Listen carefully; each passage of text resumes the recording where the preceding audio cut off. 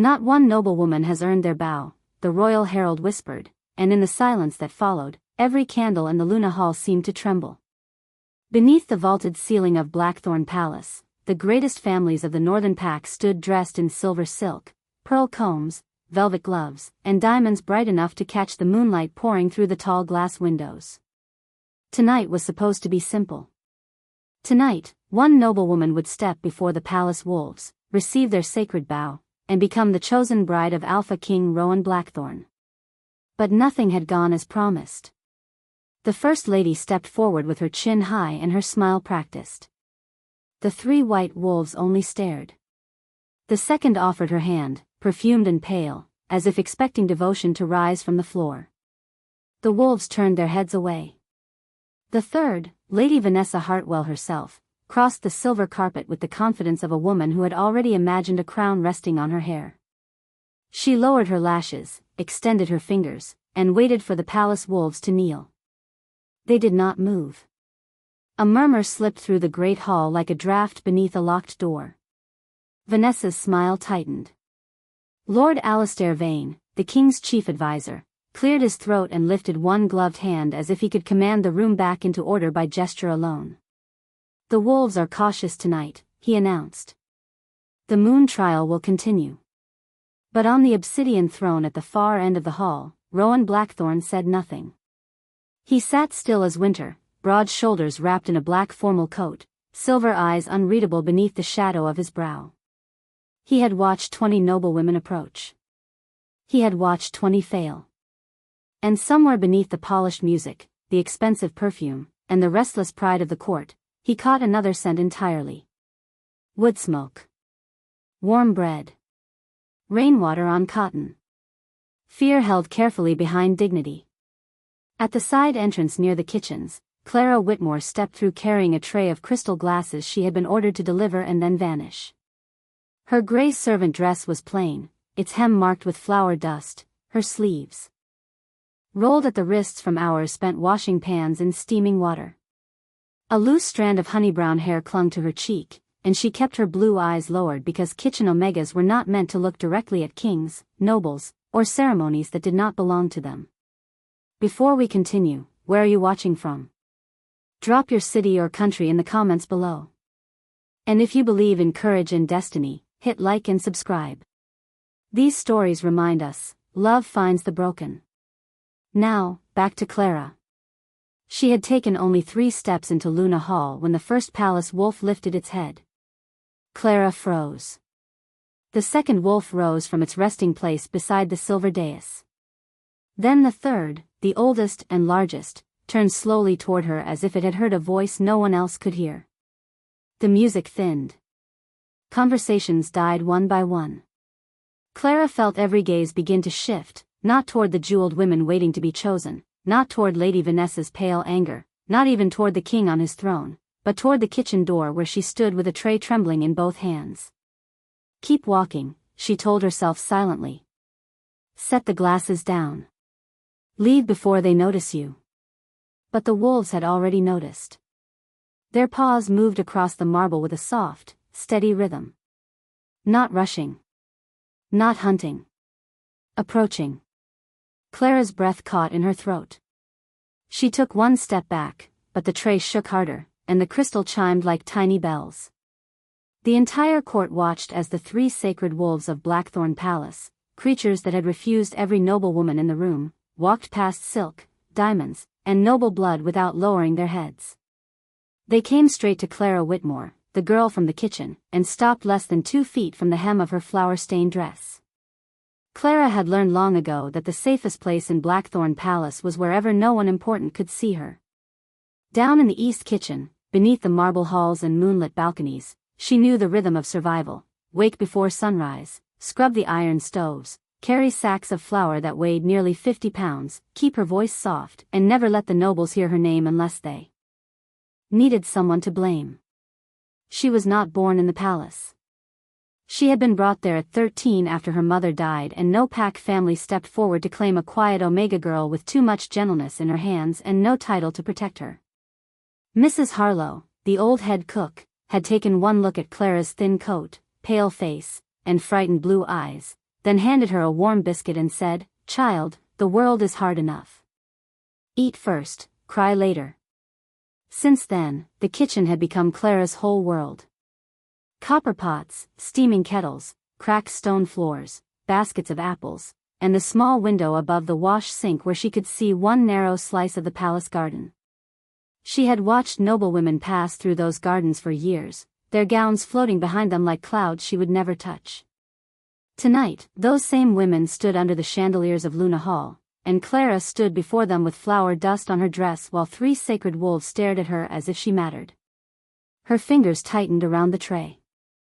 She could hear the soft pull of her own breath, the restless shuffle of velvet slippers, the quiet growl of confusion moving through the court. "Why are they looking at her?" someone whispered. "Is that a servant?" another voice asked, sharper, colder. Clara wanted to disappear so badly her chest hurt. She lowered her head and stepped sideways, trying to give the wolves room to pass, but the largest one moved with her. Its fur was white as winter sunlight, its eyes a deep storm gray, ancient and knowing. It did not bare its teeth. It did not threaten. It simply watched her bleeding fear and refused to look away. From across the hall, Lady Vanessa Hartwell gave a small laugh that rang too bright. "Your Majesty," she said, turning toward Rowan with a smile that did not reach her eyes, "perhaps the kitchen girl has spilled something on herself. The wolves must smell scraps from supper." A few nobles laughed, grateful for permission to be cruel without seeming afraid. Clara's cheeks burned. She dipped into a clumsy curtsy, the tray still trembling. "Forgive me, my lady. I was only told to bring the glasses." "Then bring them," Vanessa said, gliding closer. Her gown shimmered with pale gold thread, and the diamonds at her throat flashed each time she breathed. "Do not stand there pretending the ceremony has anything to do with you." Clara nodded quickly. She tried to move toward the refreshment table, but the wolves remained around her, quiet as falling snow, making a path no one had given them permission to make. Lord Alistair's face tightened. Mrs. Harlow appeared at the kitchen doorway, her hands twisting in her apron, but even she did not dare step into the royal circle. Clara felt the weight of every stare pressing against her shoulders. She remembered every lesson the palace had carved into her: Omegas serve, servants lower their eyes, kitchen girls do not become stories. Yet the wolves stood beside her as if they had been waiting all night for the one person no one had invited. On the throne, Rowan Blackthorn leaned forward at last, and the movement silenced the final whispers. Clara felt it before she dared see it, the king's attention, steady and impossible to ignore, settling over her like moonlight through glass. Vanessa noticed too. Her smile faded for half a heartbeat before she recovered, stepping closer to Clara with a sweetness that felt like frost. "Poor thing," she said softly, though the whole hall could hear. "You must be overwhelmed. Give me the tray before you embarrass yourself further." Clara lifted the silver tray toward her, grateful for any chance to leave. But just as Vanessa's fingers touched the rim, the oldest wolf lowered its head and let out a warning sound so low that every candle seemed to quiver. Clara stopped breathing. Vanessa's hand froze. And for the first time in her life, Clara Whitmore realized the palace was not angry because she had stepped out of place. The palace was afraid because something ancient had decided she belonged there. Lord Alistair Vane stepped between the court and the wolves with the careful smile of a man trying to hide panic behind ceremony. "Enough," he said, his voice polished but strained. "The royal animals are unsettled by the hour, the lights, and the crowd. The moon trial will proceed in proper order." Clara stood frozen with the silver tray held between herself and Lady Vanessa Hartwell, as if a dozen crystal glasses could protect her from the weight of an entire kingdom's attention. The oldest wolf remained near her skirts, calm but immovable. The 2 younger wolves stood at either side of her, not touching, not crowding, simply refusing to let the court pretend she was invisible again. Vanessa slowly withdrew her hand from the tray, her smile returning in a thinner shape. "Of course," she said. "Let the noble candidates continue. We would not want a kitchen accident mistaken for destiny." Laughter fluttered weakly through the hall, but it died the moment Rowan Blackthorn's silver gaze moved across the room. He still had not spoken. That made his silence heavier than any command. Alistair clapped once, and servants hurried to straighten the silver carpet, though none dared come too close to Clara. Lady Maribel of Ashwick, he announced. A tall woman with dark curls and a sapphire necklace stepped forward. She walked with perfect grace, her chin lifted, her perfume sweet and sharp in the candlelit air. Clara recognized that walk. She had seen it often from behind pantry doors, the walk of someone taught since childhood that the world would make space for her. Lady Maribel offered her palm to the nearest wolf. The wolf did not look at it. Instead, its ears turned back toward Clara. A ripple moved through the crowd. Alistair's jaw tightened. Lady Celeste of Fairmont. Another noblewoman came forward, then another, then another. Each one stepped into the moon circle. Each one waited for the sacred bow that would confirm her worth before the king. Each one received only stillness, indifference, or the quiet turn of a white wolf's head toward the girl in the gray dress. Clara's arms began to ache from holding the tray. Her face burned so hot she thought the chandeliers themselves might see through her shame. She wanted Mrs. Harlow. She wanted the narrow kitchen window and the plain wooden stool near the flour barrels. She wanted to be anywhere but beneath that enormous ceiling where every whisper seemed to find her skin. "This is ridiculous," Vanessa said at last, no longer bothering to soften her voice. "The wolves have been distracted by a servant. Remove her." The order landed like a hand against Clara's heart. She moved at once, because obedience had always been safer than hesitation. "Yes, my lady," she whispered, turning toward the kitchen door. But the wolves moved with her. The oldest circled to stand before her. The second stepped behind her. The third placed itself between Clara and the nearest guard. Not aggressive. Not wild. Protective. The court went silent in a way Clara had never heard before, not the silence of respect, but the silence of people watching the rules of their world bend in front of them. Lord Alistair's face drained of color. "Your Majesty," he said carefully, looking toward the throne, "this behavior is irregular. I advise that the servant be escorted out before the ritual is compromised." Rowan finally rose. The sound was almost nothing, only the brush of black fabric and the quiet shift of power through the room, yet every noble took a step back as if the air itself had changed. Clara felt the wolves lower their heads, not to the noblewomen, not to Alistair, but toward their king as he descended the dais. His boots crossed the marble at an unhurried pace. 20 feet. 15. 10. Clara could not lift her eyes past the silver buttons of his coat. The tray trembled again. One glass tipped, rolled, and chimed softly against the rim, but did not fall. Rowan stopped in front of her, close enough that she felt the warmth of his presence through the coolness of the hall. "What is your name?" he asked. His voice was low, steady, and far gentler than the stories had promised. Clara swallowed.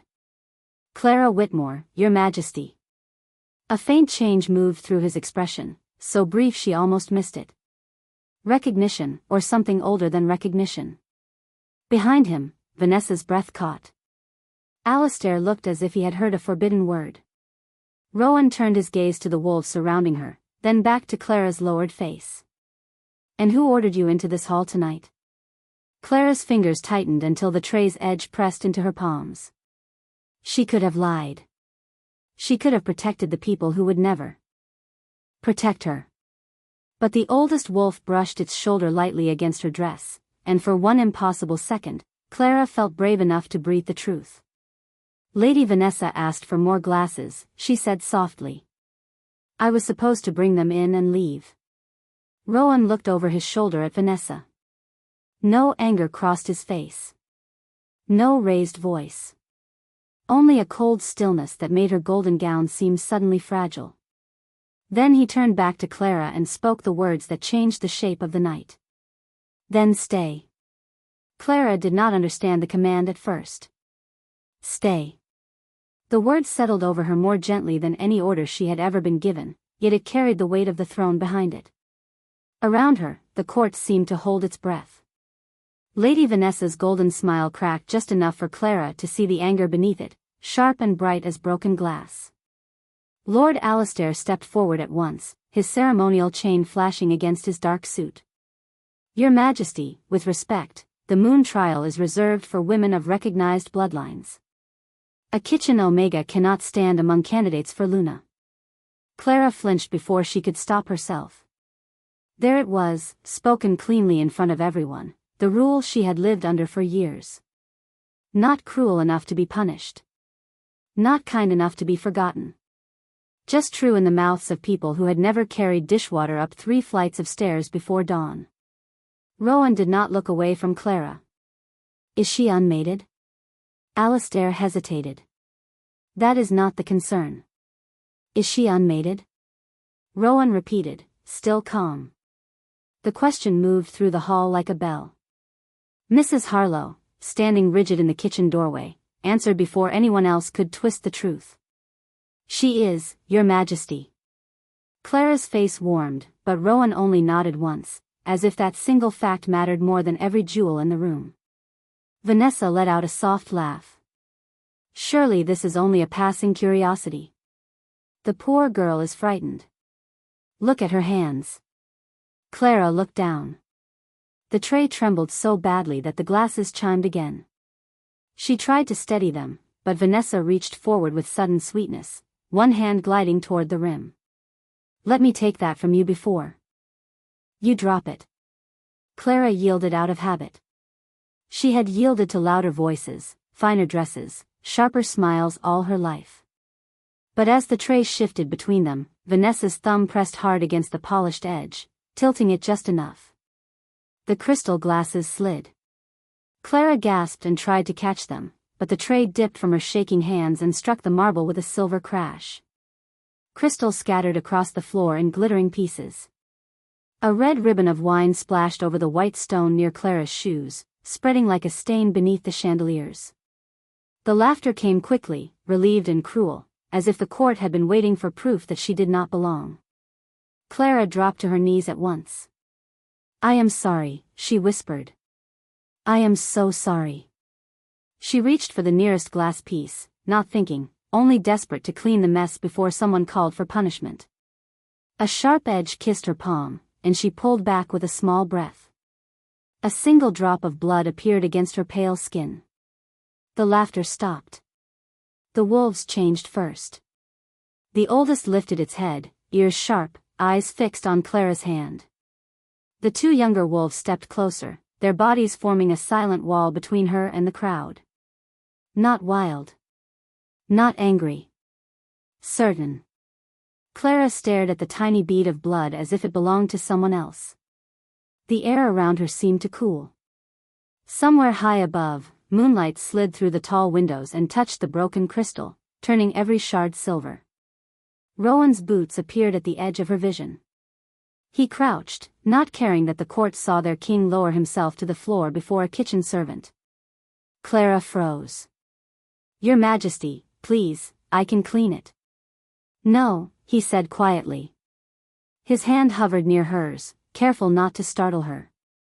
They should be sorry. The words were not loud, but they ended every whisper in the hall. Clara lifted her eyes for the first time and met his. Silver, steady, impossible. Not pity. Not amusement. Something deeper, something that made her breath tremble in a different way. Rowan took a clean handkerchief from his coat and held it out to her. She stared at it, unsure whether someone like her was allowed to accept anything from someone like him. The oldest wolf lowered its great head and gently nudged her wrist toward the cloth. A soft glow flickered beneath the ash on Clara's skin, so faint she thought it was only reflected candlelight. But Rowan saw it.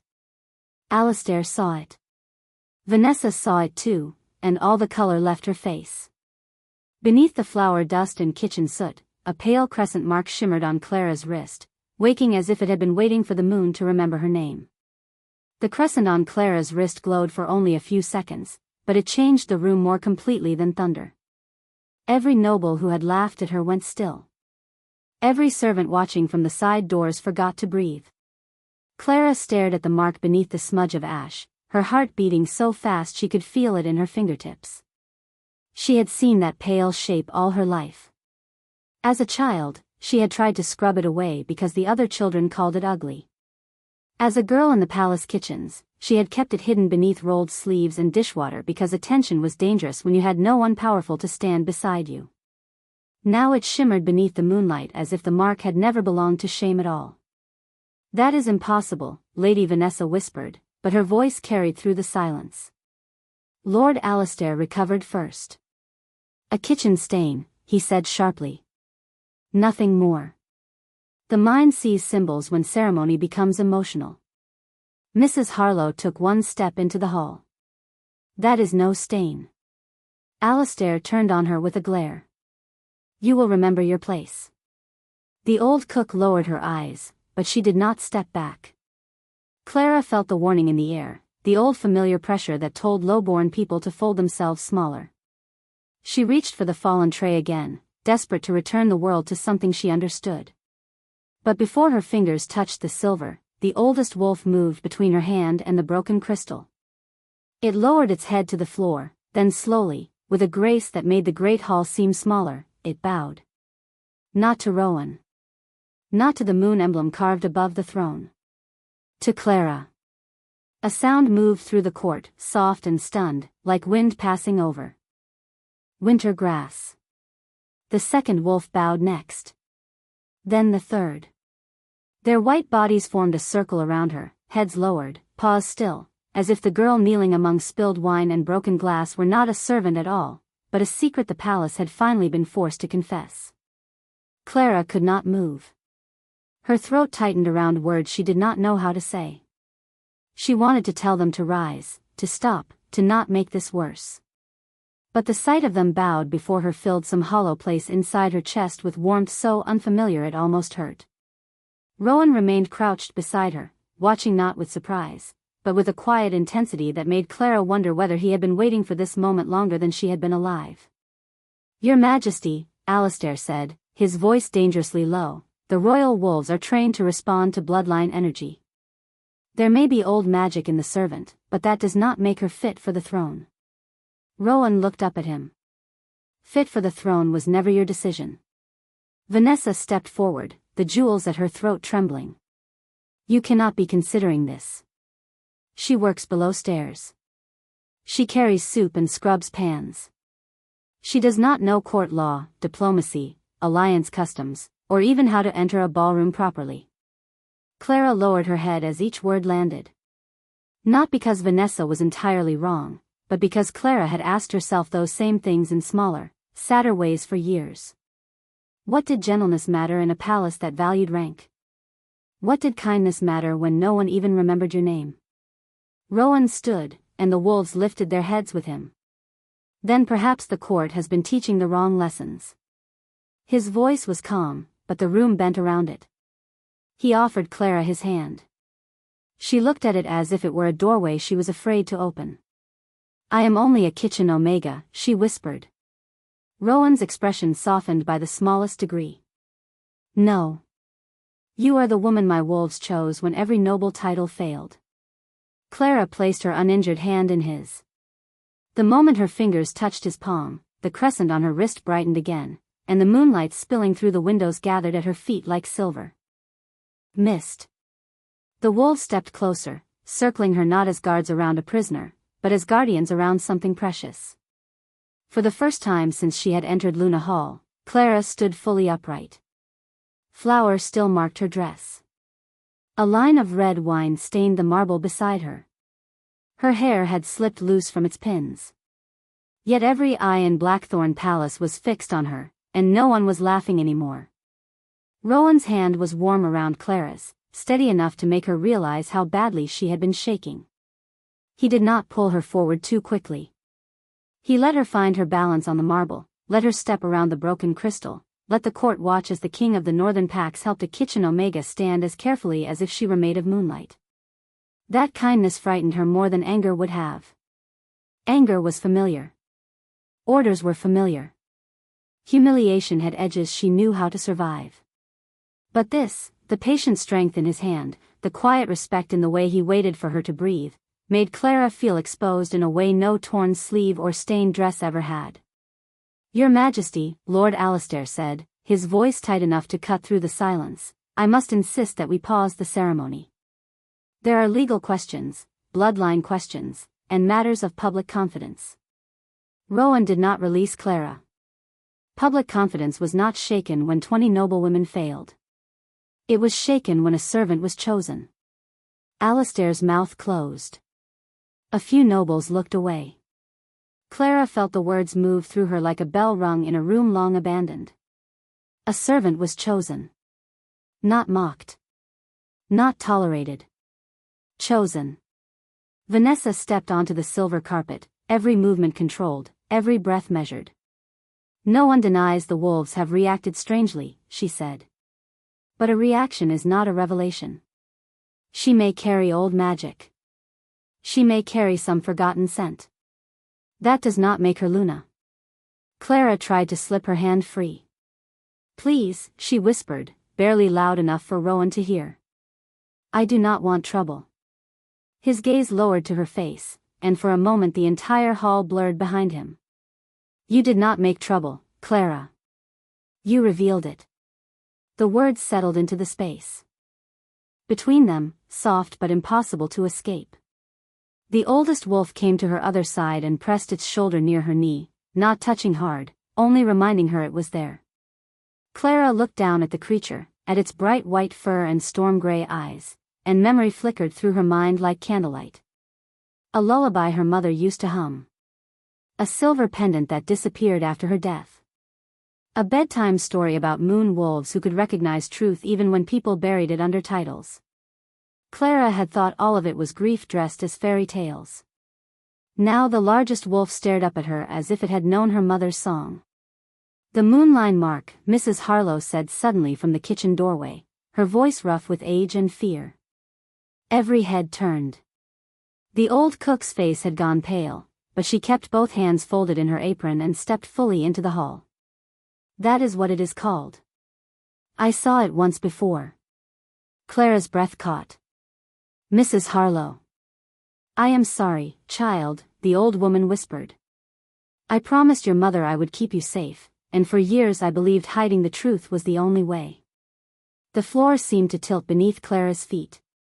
Rowan's hand tightened just enough to steady her. Alistair moved fast, not with force, but with the sharp authority of someone desperate to close a door before anyone saw inside. "This is kitchen gossip. It has no place in royal proceedings." Mrs. Harlow lifted her chin. Her mother was Leora Whitmore, healer of the Eastern Moon Pax. She came to this palace years ago when the old queen was ill. The royal wolves followed her then, too. A wave of whispers broke across the court. Clara heard her mother's name repeated by strangers who had never known the softness of her hands or the sadness in her smile. Vanessa's face tightened. "Convenient," she said. "A dead mother, a hidden mark, an old cook with a story." Rowan looked at Vanessa, and this time the coldness in his silver eyes was unmistakable. "Speak carefully." The warning was quiet, but Vanessa stepped back as if the words had touched the air in front of her. Clara drew in a trembling breath. "My mother never told me." Mrs. Harlow's eyes filled with tears. She refused to let fall. She wanted you to grow up free from the fear that followed her gift. But the moon has its own memory. At those words, the crescent on Clara's wrist glimmered again beneath the handkerchief, pale silver against her skin. The wolves lowered their heads once more, not fully bowing this time, but waiting. Rowan turned toward the hall, his voice carrying to every balcony and shadowed corner. "Then we will stop pretending this is an accident." He looked back at Clara, and the court vanished from her awareness until only his voice remained. "Clara Whitmore, will you stand for the true moon trial?" Clara stared at Rowan as if his question had opened a door inside the palace floor and shown her a sky she had never been allowed to imagine. The true moon trial. She had heard those words only in whispers from servants polishing silver after midnight, in old stories Mrs. Harlow told when storms shook the kitchen windows, in half-remembered songs her mother used to hum while brushing Clara's hair. It was not a trial for decoration or politics. It was not a ceremony where noble families smiled and waited for wolves to confirm what power had already decided. The true moon trial belonged to the moon itself, and everyone in Luna Hall knew it. Lord Alistair's face went rigid. "Your Majesty, that ritual has not been performed in more than 20 years. Then the court is overdue for honesty," Rowan replied. Vanessa lifted her chin, but her hands curled at her sides. "If she fails, the embarrassment will stain the entire kingdom." Clara lowered her eyes. There it was again, the assumption that her existence was something capable of staining better people. She felt the old instinct rise inside her, the urge to apologize before she even understood what she had done wrong. But Rowan did not let the moment close around her. "If she fails," he said, "she leaves this hall under my protection, untouched by gossip, punishment, or blame." A hush fell over the nobles. Clara looked up before she could stop herself. Rowan's gaze was not soft, not exactly, but it held. It held like a hand at her back in a crowded room. It held like someone had finally decided her fear mattered. Mrs. Harlow pressed both hands over her apron, tears bright in her tired eyes. "You do not have to prove anything to them, child." Clara almost smiled at that, small and sad. All her life had been proof. Proof that she could work harder than the girls who mocked her. Proof that she could be useful enough to keep. Proof that her mother's absence had not made her weak. Proof that being gentle did not mean being empty. She looked at the wolves, all three waiting with the solemn patience of ancient guardians. The oldest one stepped toward the center of the hall and paused beside the silver dais. Under the moonlight, Clara saw what she had missed before, a faint scar pale beneath its fur, running across one shoulder like a faded thread of winter. The wolf moved stiffly, just slightly, as if an old hurt still lived inside the body no one dared call fragile. Something in Clara's chest tightened. Not fear this time. Recognition of pain. She knew what it meant to carry a wound quietly because the world preferred you useful, not hurting. "What must I do?" she asked. Her voice was small, but it did not break. Rowan turned toward the dais. "Place your marked hand on the royal wolf. If the mark is false, nothing will answer. If it is true, the moon will show what bloodline cannot hide." Alistair exhaled sharply. "And if old magic reacts unpredictably?" Rowan did not look at him. "Then we will trust the girl everyone underestimated to do what this court could not." Clara stepped forward. The silver carpet felt impossibly long beneath her plain shoes. Every sound sharpened around her, the tiny crackle of candles, the whisper of silk, the soft breath of the wolves, the heavy silence of people waiting for her to fail. Her handkerchief slipped slightly from her wrist, revealing the crescent mark again. It pulsed once, faint as a heartbeat. Vanessa's voice cut through the air. "Look at her. She is shaking." Clara stopped. For one painful second, shame rose hot behind her eyes. Then Mrs. Harlow's voice followed, gentle but firm. "Brave people often do." Clara breathed in. Wood smoke. Candle wax. Moonlight cold on stone. She reached the oldest wolf and knelt before it, not because anyone forced her to kneel, but because the creature had once bowed to her. Its storm-gray eyes met hers. There was no demand in them. Only waiting. Clara lifted her marked hand. Her fingers hovered above the old scar, trembling so badly she almost pulled away. Rowan stood a few feet behind her, close enough for his presence to steady the air, but far enough to let the choice remain hers. Clara whispered, "I do not know what I am." The wolf leaned forward and touched its forehead to her palm. Light bloomed. Not bright enough to blind, not fierce enough to frighten, but soft, silver, and alive.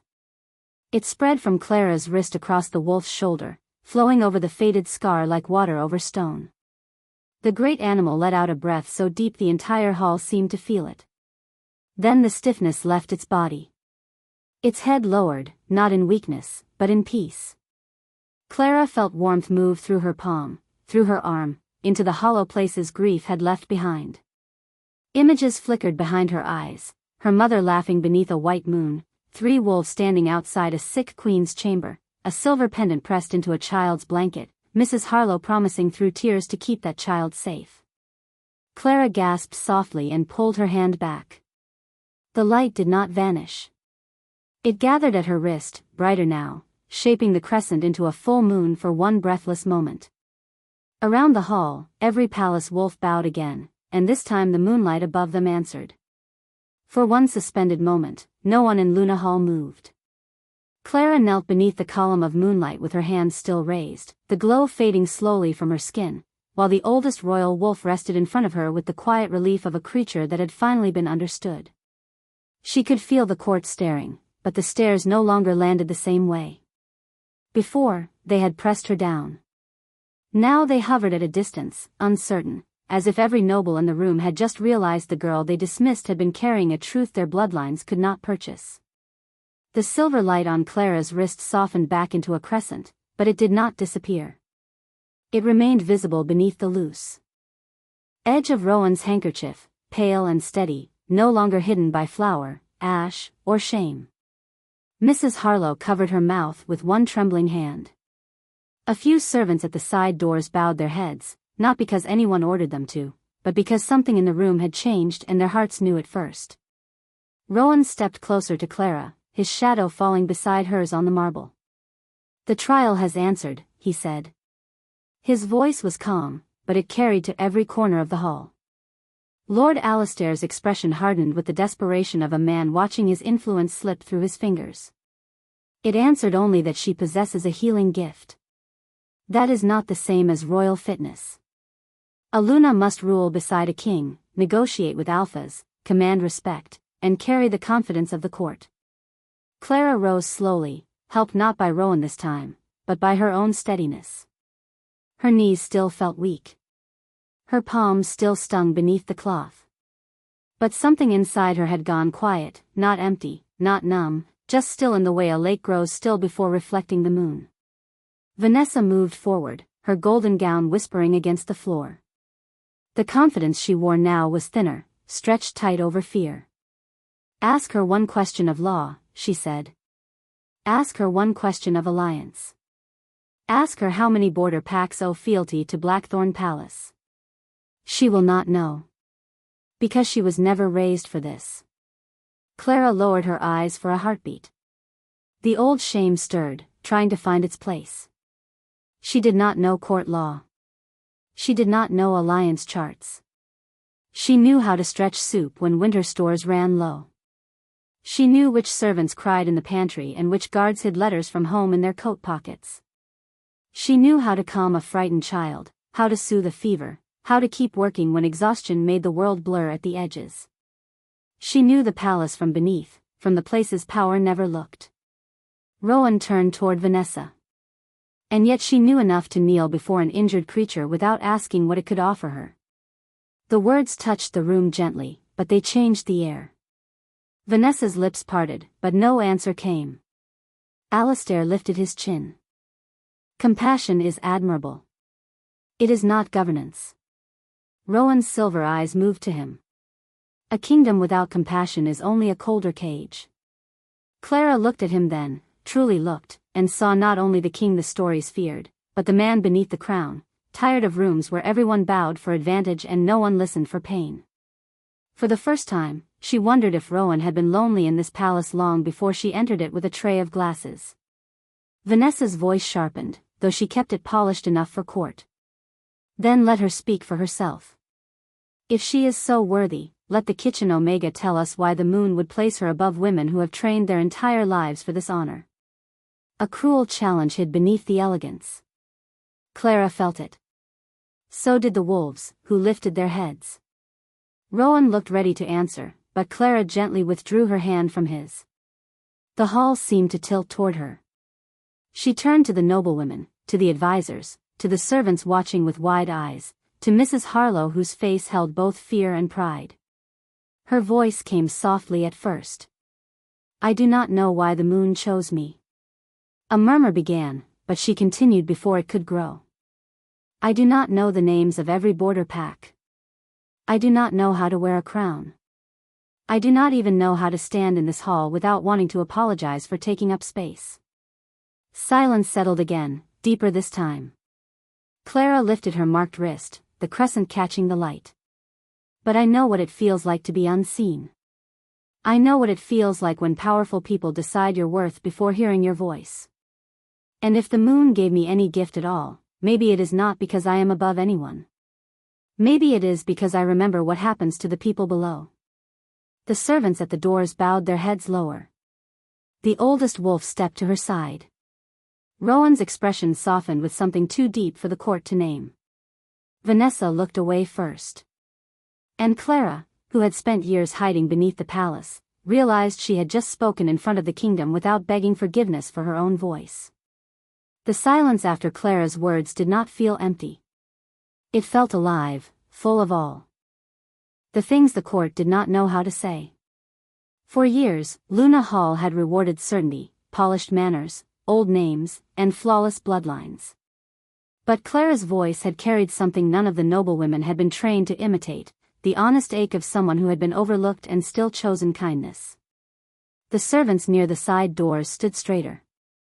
The guards lowered their eyes, not in shame, but in thought. Even a few noblewomen shifted uncomfortably, their jewels suddenly heavy against their throats. Rowan watched Clara as if the room had narrowed to her alone. He had heard speeches crafted by ambassadors, vows prepared by councils, and promises spoken by people who wanted access to his throne. None had settled in his chest the way Clara's simple truth did. She did not ask to be admired. She did not reach for power. She only named the people beneath it, and in doing so, she revealed why the moon had found her. Lord Alastair saw it too, and fear sharpened his composure. "A moving sentiment," he said, though his voice had lost some of its smoothness. "But sentiment cannot overturn law. The council must review the trial. Until then, the girl should return to the kitchens under supervision." The oldest wolf lifted its head at the word girl. Rowan's gaze cooled. "Her name is Clara Whitmore." Alastair bowed stiffly. "Of course, Your Majesty. Clara Whitmore. But surely even she understands that one unexpected sign cannot erase the order of the realm." Clara felt the old pressure returning, the machine of rank and rule trying to close over her before she could step fully into the light. For a heartbeat, she almost believed it would work. Then Mrs. Harlow moved forward again, slower this time, carrying something small in both hands. "There is more," she said. Alastair's face tightened. "You have interrupted enough." "No," Rowan said. "Let her speak." Mrs. Harlow stopped before Clara, her eyes wet but steady. In her palms lay a silver pendant on a faded blue ribbon, shaped like a small moon surrounded by 3 wolves. Clara's breath caught. She knew it before she understood how. A memory stirred, her mother's hands tying the ribbon around her wrist when she was little, a soft voice whispering that some gifts must sleep until the heart is ready. "Your mother gave this to me the night she disappeared from the palace records," Mrs. Harlow said. "She made me promise not to show it unless the royal wolves found you first." Clara reached for the pendant with trembling fingers. The moment it touched her palm, the crescent on her wrist brightened, and the 3 wolves on the pendant shimmered as if moonlight lived inside the metal. Gasps rose around the hall. Rowan stepped closer, his expression changed by recognition. "That seal belonged to my mother's healer," he said quietly. "The woman who saved the old queen during the winter fever." Clara looked up at him, stunned. "My mother?" Mrs. Harlow nodded. Leora Whitmore was not cast out because she was unworthy. She left because certain nobles feared the queen trusted her more than the council. Alastair went perfectly still. Too still. Rowan noticed. So did Clara. For the first time all night, the powerful advisor looked less like a judge and more like a man standing too close to a secret. Vanessa stepped back from him by half an inch, a tiny movement, but the court saw it. Rowan turned toward Alastair. "You knew." Alastair's jaw worked once before he answered. "I knew rumors. Nothing proven." Clara held the pendant to her chest. The metal felt warm, as if it had been waiting years to return home. She did not feel victorious. She felt grief and wonder braided together so tightly she could barely breathe. Her mother had not abandoned truth. She had hidden it inside love. The oldest wolf walked to Clara and bowed again, deeper than before. Then, one by one, the other palace wolves followed. The moonlight above the hall widened across the marble until it touched Clara's plain shoes, Rowan's black boots, and the fallen silver tray still lying where humiliation had begun. Rowan faced the court. The trial is complete. The bloodline is confirmed. The royal wolves have chosen, the moon has answered, and the seal has returned. His voice lowered, but every word carried. No council will bury her again. Clara looked at him, her eyes shining. For the first time, she did not feel like the girl dragged accidentally into a ceremony. She felt the ceremony had been waiting for her all along. Rowan's declaration settled over Luna Hall like the final note of a song no one had known they were waiting to hear. No council will bury her again. Clara held her mother's pendant against her chest, feeling its warmth through her fingers, feeling years of loneliness shift into something she could not yet name. Around her, the court remained frozen between obedience and disbelief. The same nobles who had smiled at her humiliation now stood with lowered eyes, their polished confidence dimmed beneath the wide silver light pouring through the windows. Lord Alastair bowed because he had no choice, but the movement was stiff, stripped of grace. "As your majesty commands," he said. Rowan did not look away from him. "The council will open the sealed records of Leora Whitmore before sunrise. Every name involved in erasing her service to the crown will be reviewed." Alastair's face paled, but Rowan's voice stayed calm. "And until that review is complete, you will step down from ceremonial authority." The hall stirred with soft gasps. Clara looked from Rowan to Alastair, stunned not by the power of the order, but by how quietly it was given. No cruelty. No spectacle. Just justice, spoken with enough certainty that the palace itself seemed to accept it. Vanessa stood alone on the silver carpet, her golden gown suddenly too bright for the silence around her. "Your Majesty," she said carefully, "I was misled by the confusion of the ceremony. If I spoke too sharply, I meant only to protect the dignity of the crown." Clara expected Rowan to answer. Instead, his gaze shifted to her, not demanding, not prompting, simply giving her the choice to stand inside the moment that had once been used to shame her. Clara's throat tightened. She had spent years swallowing words because peace was easier when the powerful remained comfortable. But the wolves stood beside her, Mrs. Harlow watched from the doorway, and the pendant in Clara's hand pulsed like her mother's steady heartbeat. "The dignity of the crown was never in danger because I entered the hall," Clara said softly. "It was in danger when kindness became something to mock."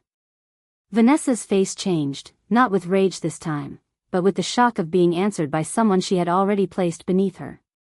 Clara did not raise her voice. She did not need to. The servants heard her. The guards heard her. The noblewomen heard her. And in the listening, something inside Luna Hall became cleaner than polished marble. Rowan stepped behind Clara and removed the black cloak from his shoulders. The fabric moved through the moonlight like midnight unfolding. Clara turned slightly, confused, but he only draped it over her shoulders with careful hands, covering the flower on her dress, the wine stain near her hem, the evidence of every small humiliation the night had tried to leave on her. The cloak was warm, carrying the faint scent of pine, winter air, and the candlelit hall. Clara's fingers closed around the edge of it. She had never worn anything so fine. More than that, she had never been covered in public by someone who wanted the world to see, not hide, her. Rowan turned to the court. "Clara Whitmore will remain in Blackthorn Palace under royal protection. She will be taught what the court requires, and the court will learn what it has forgotten." The moon did not choose a title tonight. It chose a heart that kept its gentleness when this palace gave it every reason to harden. The oldest wolf bowed at Clara's feet. Then the second. Then the third. A wave passed through the room as servants bowed first, then guards, then noble families who had once waited for the wolves to honor them. Mrs. Harlow bowed last, but Clara crossed the few steps to her before the old woman could lower herself too far.